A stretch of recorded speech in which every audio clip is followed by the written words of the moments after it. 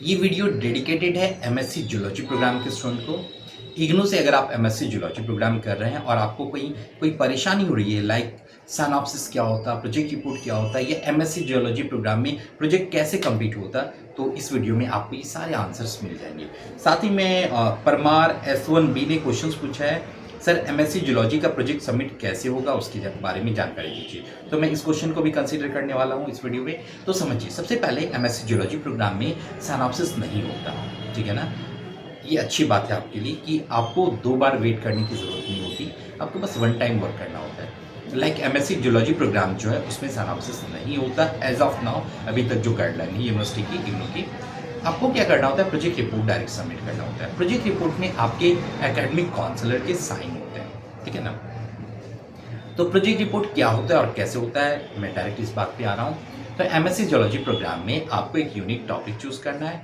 Unique topic अगर आप choose कर लें तो बहुत अच्छी बात, आप चाहे तो अपने प्रोजेक्ट गाइडलाइन से भी टॉपिक ले सकते हैं, और अगर बाय चांस नहीं मिल पा रहा है तो आप मुझे भी कांटेक्ट कर सकते हैं, मैं आपको टॉपिक सेलेक्ट करने में असिस्ट कर दूंगा, ठीक है ना। ये मेरा कॉन्टैक्ट नंबर है, इस पर आप मुझे व्हाट्सएप करिएगा, ठीक है। अब टॉपिक सिलेक्शन हो गया। टॉपिक सिलेक्शन के बाद आप चाहें तो लगभग 80 से 100 पेजेस में, या थोड़ा कम भी हो सकता है, उसमें आप पूरा प्रोजेक्ट रिपोर्ट लिखिए। प्रोजेक्ट रिपोर्ट का मतलब ऐसे समझिए कि एक थीसिस हो सकता है, या डिसर्टेशन हो सकता है, या उस पार्टिकुलर टॉपिक के बारे में पूरा कवरेज। पूरा कवरेज का मतलब क्या हुआ, पूरा इंट्रोडक्शन पार्ट होना चाहिए। पहले अगर इस टॉपिक पे कोई रिसर्च किए गए तो उसका रिव्यू और लिटरेचर पार्ट कंप्लीट होना चाहिए। अगर आपने कोई रिसर्च करने का सोचा तो उसमें रिसर्च मेथोडोलॉजी क्या यूज़ करें, वो पार्ट कंप्लीट होना चाहिए। रिसर्च से आउटपुट क्या हुआ, एनालिसिस एंड डिस्कशन क्या निकला, फाइंडिंग क्या निकली आपके रिसर्च से, वो पार्ट मेंशन होना चाहिए। कंक्लूजन, बिब्लियोग्राफी, ये सारे सेक्शन कंप्लीट करने होते हैं आपको, और भी बहुत कुछ है। तो वो सारे सेक्शन कंप्लीट करके आप लगभग 80 से लेके 100 पेजेस में रिपोर्ट तैयार कर सकते हैं। ये नंबर ऑफ पेजेस थोड़े बहुत कम भी हो सकते हैं, लाइक 60 में भी एक्सेप्ट किए जा सकते हैं। तो जब आपका प्रोजेक्ट रिपोर्ट बन जाता है, तब आपको अपनी स्टडी सेंटर के एकेडमिक काउंसलर या फिर कोई भी एमएससी जूलॉजी के प्रोफेसर या प्रोफेशनल, कई बार टीचर्स के भी साइन काउंट हो जाते हैं अगर उनको प्रॉपर एक्सपीरियंस है, तो आप उनकी साइन करा के फिर सबमिट कर दीजिए, फिर ये प्रोग्राम कंप्लीट हो जाता है, ठीक है।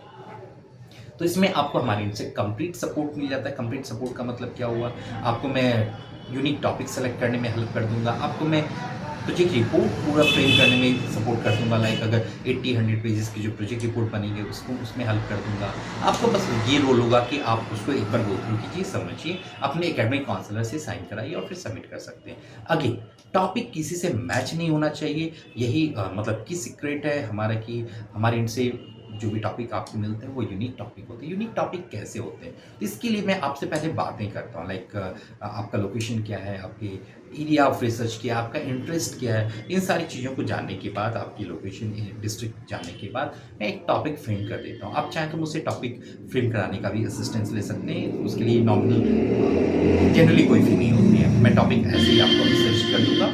अगर आपने उस पर वर्क करना चाहा तो कर लीजिए, बहुत अच्छी बात है। अगर नहीं कर पा रहे हैं तो नॉमिनल फीस भी आप सपोर्ट ले सकते हैं। अगेन, इंटेंशन ये है कि आपका ये जो प्रोग्राम है ना, ये किसी भी वजह से रुकना नहीं चाहिए। जनरली होता है क्या, स्टूडेंट जब भी मुझे कांटेक्ट करते हैं वो तब मुझे कांटेक्ट करते हैं जब उनको पता होता है या तो उनका रजिस्ट्रेशन एक्सपायर होने वाला है या एक्सपायर हो चुका है। आखिर आपको पता क्यों नहीं चला कि आपके प्रोग्राम में प्रोजेक्ट है या आपके प्रोग्राम में सिनॉप्सिस है और आपको ये सबमिट करना था। जब आपके एडमिशन वैलिडेशन एक्सपायर हो जाते हैं, अभी भी मैंने 1-2 वीडियो रिकॉर्ड की, उसमें मैंने इसी बात की चर्चा की है, और भी पहले भी मैंने वीडियो और कमेंट्स में आपको रिप्लाई किया है कि आपको ये बातें पहले बिल्कुल पूरा सिलेबस पता होना चाहिए कि आपके प्रोग्राम के कितने सिलेबस हैं और कब आपका सिनॉप्सिस प्रोजेक्ट रिपोर्ट सबमिशन होना है। अगर इनकेस कोई हेजिटेशन हो रही है या कहीं से सपोर्ट नहीं मिल पा रहा है, तो आप मुझे इस नंबर पे व्हाट्सएप करके पूछ भी सकते हैं। मैं थोड़ा देर से ही क्योंकि इतने सारे मैसेज मेरे पास आते हैं तो मैं इमीडिएट रिप्लाई नहीं कर पाता हूँ।